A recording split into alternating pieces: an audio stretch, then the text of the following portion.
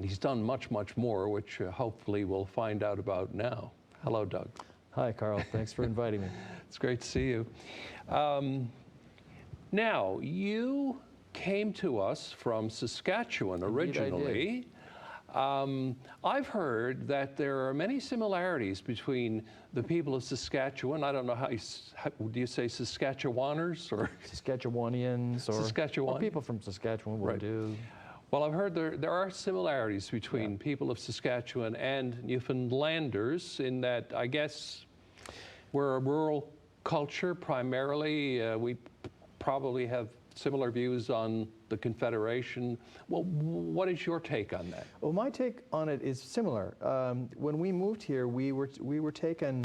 We moved out here. We got married on the 17th of August and got in the car on the 20th and started driving out here for my first university job. But the take was very similar in that farmers and fisher people, they seem to have to pit their wits against the weather and government and God, not necessarily in that order, but it's always something coming up that they have to do. So they're similar that way. And also, we found at home, and more so here because we were strangers when we came here, people here are tremendously friendly. They want to make you feel at home. They're a little bit cautious at first because they don't want really to hear about how great things were in Toronto or somewhere else. But if they think that you're going to invest in you here, then they're your pal. And it's the same thing as at home. What am I saying at home? I've lived here 40 years. The same thing out in Saskatchewan. And so the people are a lot, they're true blue, and once a friend is a friend for life. Yeah. Tell me, what part of Saskatchewan did you come from? Where did you grow up? I grew up in Regina, and basically born and bred in Regina, so that we were connected with farms a lot because my parents had a lot of friends who were farmers and all that sort of stuff. But I was born in Regina and centered around there because of the fact that Regina is part of Saskatchewan, and Saskatchewan again is like Newfoundland. There are sort of two major centers, Regina, Saskatoon, and in some ways, I'm getting myself in trouble here if I say the two major centers are St. John's and Corner Brook, but the two population centers that people sort of rotate around. Right. And so we did spend some time in Saskatoon, never living there, but if there was going to be something musical that was going to happen often, it would happen in one place and then re-happen in the other. Tell me about your family. Tell me about your siblings and your parents. Well, my mom and dad, Dad was born in Bigger, Saskatchewan. They have this town, the sign outside says, New York is big, but this is bigger. That's with an AR, of course. And he was a farm boy growing up. My mom was born in Scotland, and her father was killed in sniper fire in World War I. And if that wasn't enough, her young brother, who was just an infant, died of the influenza epidemic, at which point her mom said, I'm done with this. I'm going out to my relatives in Canada. So off they went, and she ended up, I think they went to Winnipeg and ended up, and Mom and Dad met in a small town just north of Regina and grew up, grew to love each other, of course, get married. But when they first started out, jobs were very slim, and so they were hired hands. They would work at farms as a couple, doing whatever they would from place to place. Spent several years doing that, made some very close friends doing that, and then my father had an opportunity to take over a trucking business, and so he got involved in hauling landscaping stuff back into Regina from all over, topsoil manure and building up things, and actually he was very, very actively involved when Regina built up Wascana Center, which is a gorgeous place around the legislative buildings. They required a huge amount of lawns and garden materials, and Dad spent, I can recall, 5 or 6 years when practically every trucker in the area was bringing things in to beautify. So that's what he was involved in, trucking, and Mom ran the phone and business part of the association of things. And of course, Mom was involved in all kinds of other things too, and she was the social of the two. Father was more of doing the work thing, but Mom was involved as an explorer leader and all kinds of things. My siblings, there was one boy, Glenn, who died in his infancy, but then my brother Barry was my oldest, around 10 years older than I, who made a career eventually in ABC News and was in Paris, bureau chief in Paris for a while, and Rome for 7 years, and a little while in London, and eventually ended up in Washington, D.C. Yeah, I remember Barry Dunsmore very well, reporting for ABC Television News. Yeah, he was very involved in that. He actually came back to Canada for a little while and was involved in I want to say Marketplace, but it was one of the shows that was investigating what goes on. It might not have been called that then, but then he was quickly rehired back into and worked for ABC. So he spent most of his working life with that. My middle brother, Lorne, is trained as a psychologist, and first of all graduated high school and did some other work, and suddenly realized that he really should have gone to school. So he went and he trained in psychology and became hugely involved in helping all kinds of people in Saskatchewan, especially in devising programs. He ran a couple of major health programs for the government at the time in Saskatchewan. He became a civil servant, and he was actually one of the people who, he was in the think tank that invented the first farm helpline in Saskatchewan in the late 80s or early 90s, which was a huge boon to helping people in those times. So he's been retired now from that, but still can't help himself by helping others and doing those sorts of things. So who else in your family had an interest in music besides yourself? Mom, especially. Mom played the organ. She played piano, but she then played the organ in a little church just about 20 miles away in I think it was sort of in the borough of Tregarva, I believe is where it was. And she played organ there, and then she played organ in another couple of little churches around in the area where she was growing up, because her mom had moved in with the Campbell clan, who had a farm not very far from home, but also really good friends of hers and Dad's before they were married and after also lived in that area. So when we came along years later, we used to go out and spend a lot of time visiting those folks. And we're pseudo farm kids, but not really. We're still city slickers as far as that went. How were your school years? My school years were really interesting. We were living in a place, it was post-war, and so there were, I guess kids my age were everywhere, apparently. I started off at a school called Kitchener School. So this is the 50s? This is the 50s, yeah. I would have been this would have been mid-50s. I would have been going first grade school, kindergarten, grade 1. And went to a place called Kitchener School, and I couldn't help myself. I was always singing, and encouraged, of course, by Mom. But I sang in an amateur night, and one of the teachers said, "You ought to have that recorded." And I said, "Okay." I didn't know. And so he made a recording of me singing, "My new shoes shine like everything," and "Squeak, squeak, squeak when I walk." And the other one was, "If I can help somebody." And he made a recording of it.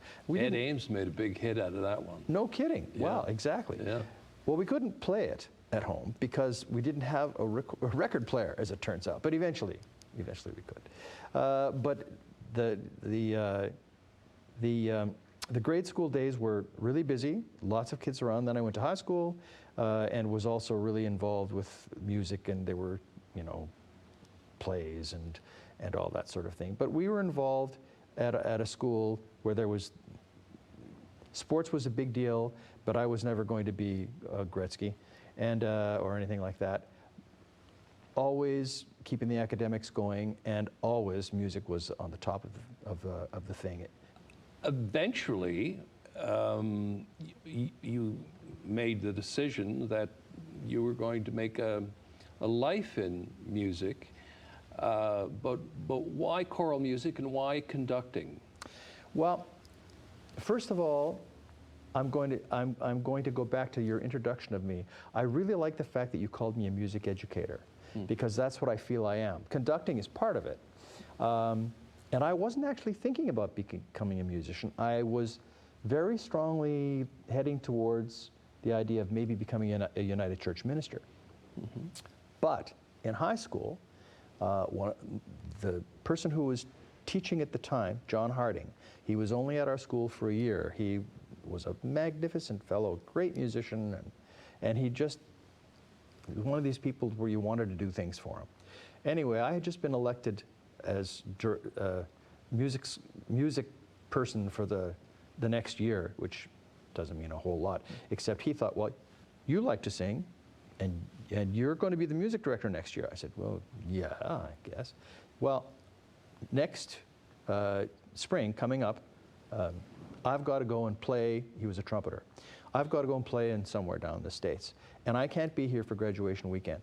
So what I'd like you to do is conduct the graduation choir. I said, I guess I could do that. I could learn how to be there. He said, no, he said, I want you to form it, rehearse with it, and then conduct it. You know, all your friends are all 1 year ahead of you. You take care of it. I said, I thought about it, okay. I said, well, can I have Mrs. Chisholm play? Because she was the accompanist at the time. He said, certainly, Mrs. Chisholm, will you play? Yes, I'll play. So I spent, I don't know, I guess it was maybe 4 or 5 or 6 weeks meeting with these students, most of whom were my pals who were graduating a year ahead of me.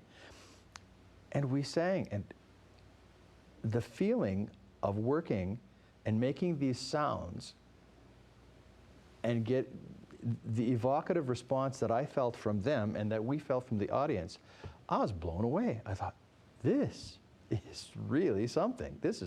A person could do this. And it turns out that's what I ended up going to do. So where did you get your degrees? Was that in Saskatchewan as well? First, yes.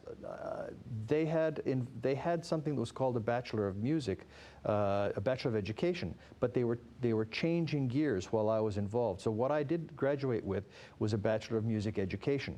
So more or less the 70s I spent in Regina, working at Martin Collegiate, also working on my master's degree, which I finished around 75 or 6, and having a lot of fun. Well, it sounds like you had plenty of experience and credentials to go then to the next level of teaching, which is university level, and then in 1979 you get the appointment to Memorial. How did that come about? Well, it's very interesting. Come about is exactly is how I would describe it, because I was happy enough working with the high school things in Saskatchewan, and also I had been asked to do a couple of large choirs to sing for the Queen on the 75th anniversary of Saskatchewan's entrance and all that sort of stuff, and started working with the Philharmonic Choir there. But the chamber choir, I was the assistant conductor of the chamber choir because I was working on my master's at U of R. We came on tour to Newfoundland in 1976. And we sang at the Canadian National Music Educators Convention.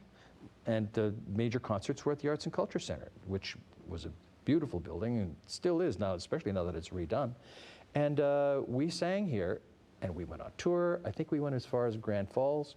We were a choir of about 18, and we had a wonderful time. And it was fun, and we met people, and of course, Newfoundlanders make it their job to be sure that this is the best place you've ever visited, by gosh. And that's how we went home thinking that. And about a year and a half later, there was an advertisement in the paper saying that D.F. Cook was taking, well, they didn't say he was taking sabbatical, but I found out that's what it was, that there was a 1-year choral replacement job here. And my mentor from U of R, Vern Sanders, called and he said, you should apply for that job. I said, nah, I can't get that job. He said, send in an app. Go ahead, do it. So I did. And we had a couple of telephone conversations with Cook. And he said, okay, you're hired. I said, oh, okay. I'd like to come out and see the place. What's the matter with you? You're hired. You don't have to come out and see the place. I said, no, I'd just like to come out. Well, come out if you want. So I came out on on St. John's Day weekend in '79. Flew out, well, actually almost all the way out, and then had to take the bus from Gander because it was foggy. It was good training. And got to meet people that I'd be working with and see the library and see the place and say, this will be really fun. So I was able to go home, order music that I thought I would be able to use over the year, and came out here. And as Cook said, he said, that's a one-year job. That's it. That's all there is. I said, yeah, it's okay with me. It's fine. 1 year is good. So we came out, and in the course of the year, we had a good year. A lot of good things happened, not the least of which was that our chamber choir finished first in the chamber choir category of a brand spanking new CBC contest called the CBC Canadian Choral Competition. And we won first place in the chamber choir division, which surprised the heck out of me. And actually had a lot to do with my later development as a conductor. But at the end of the year, we packed up our little duds and had a great, wonderful send-off, and hated to leave. It was such fun. But drove back to Saskatchewan and went back to our old jobs.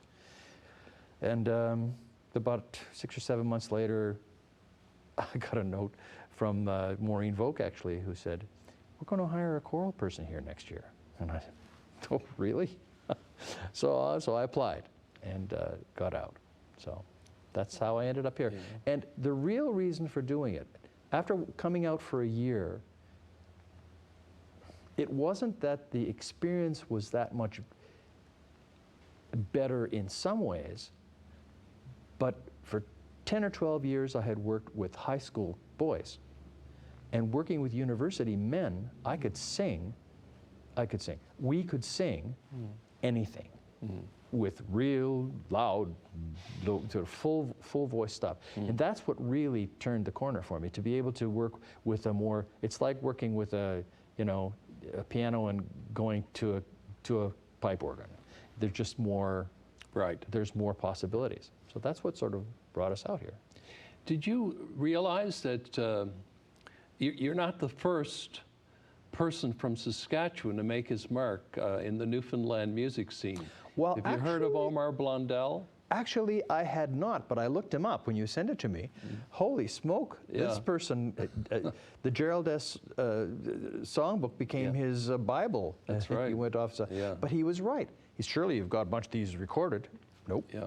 He was the first person to record all of these Newfoundland folk songs. Yeah, it was amazing. He made a tremendous contribution. Oh, yeah, yeah. And a lot of those have been used in, spreading the word on how it works. Yeah. What kind of an impression did he make on you? Well, he's a bit of a curmudgeon. Oh, sure, but he works at that. Yeah. He works at the curmudgeon thing. He and I became fast friends, but not without butting heads a few times, because I was this young whippersnapper, and he was going to be sure to tell me that there were certain things whippersnappers could do and certain things that we couldn't. But the real thing about being interested about here, the position that I was able to come to the first year was a grown-up, taught choral music for 15, 20 years kind of position. All the choirs, all the classes that related to choir, all that sort of stuff, because that's what Don did.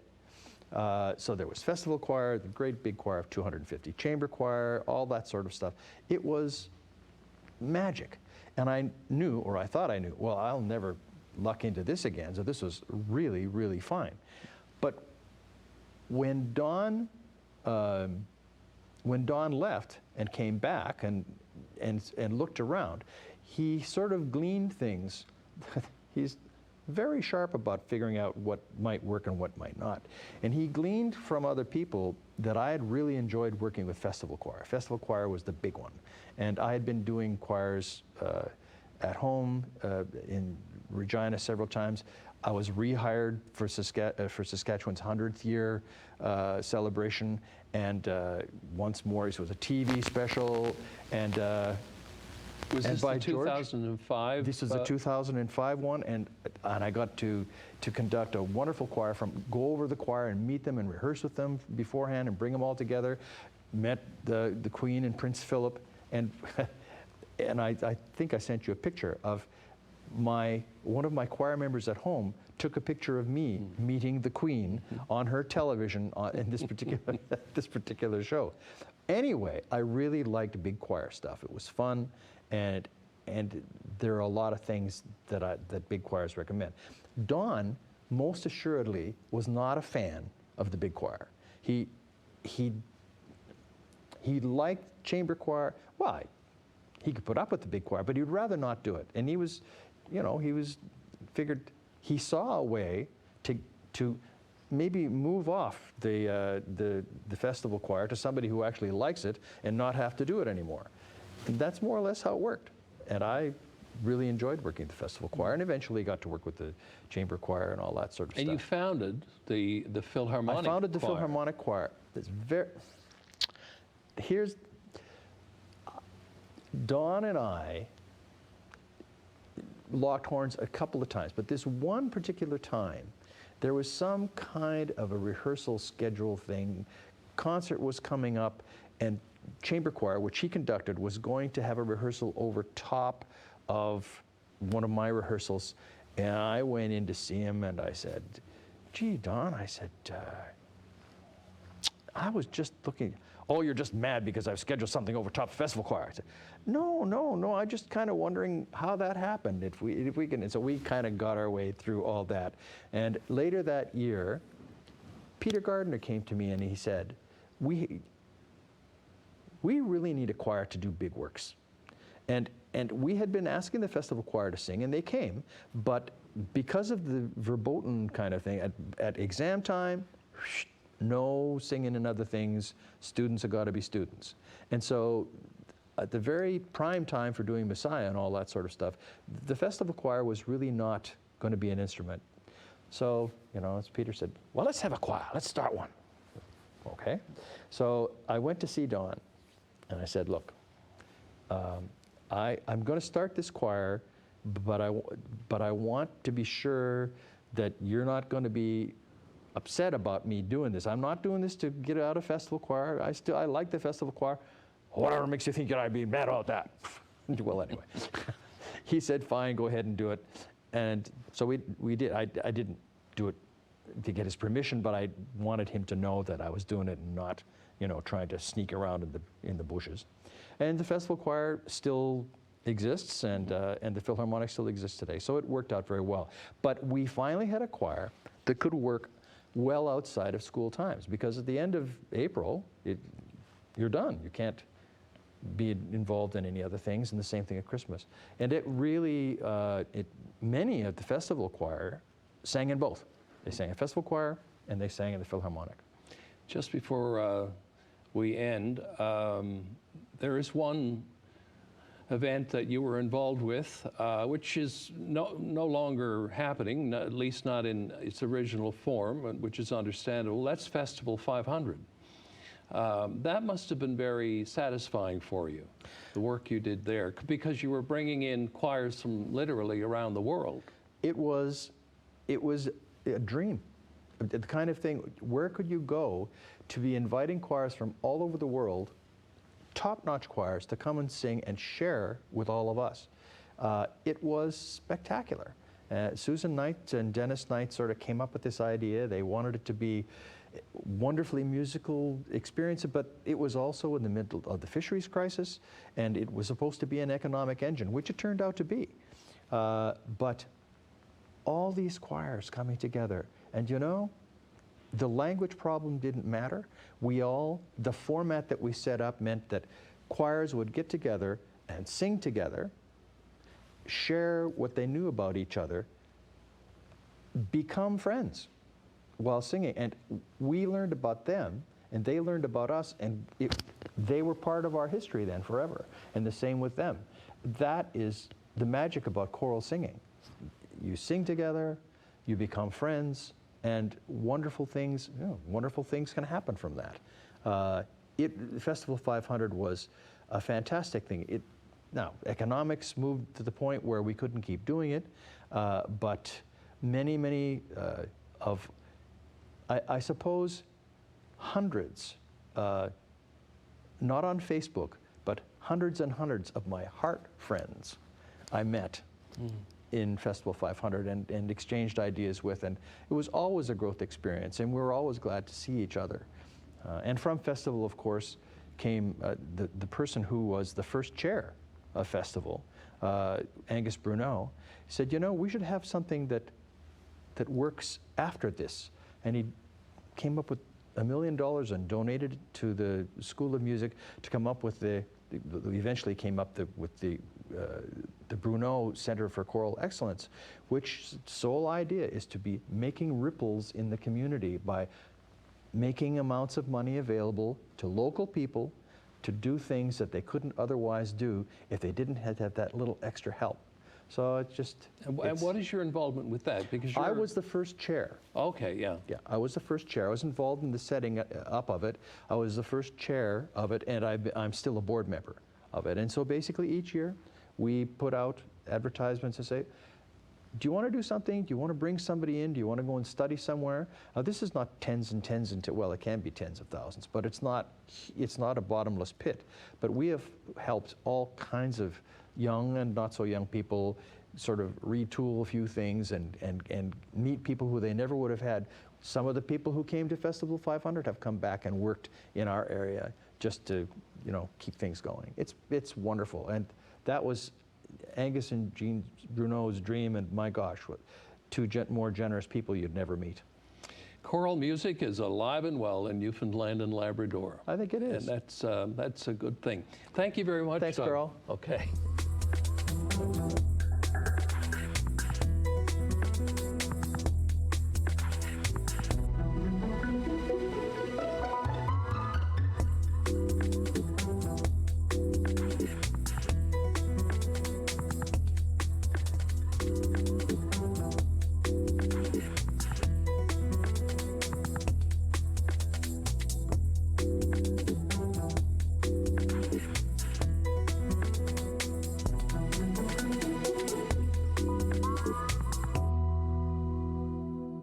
If you want convenience, Marie's Mini Mart is here for you. A one-stop shop for a variety of products, home-style breads, sandwiches, plus check out our freshly baked artisan breads and single-serve desserts exclusively at our in-store bakery on Frecker Drive. With 25 locations, wherever you go, there we are. Call the Rogers TV viewer response line, email us, or connect with us on social media. Looking for great seats to all the action? Rogers Super Sports Pack delivers. With NBA League Pass, get up to 40 out-of-market games every week, all season long. More dunks, more slams, more to love, live in HD. NBA League Pass, part of the Rogers Super Sports Pack. All this for only $35.95 a month. Order through your remote on Channel 431 or call 1-888-ROGERS-1 today.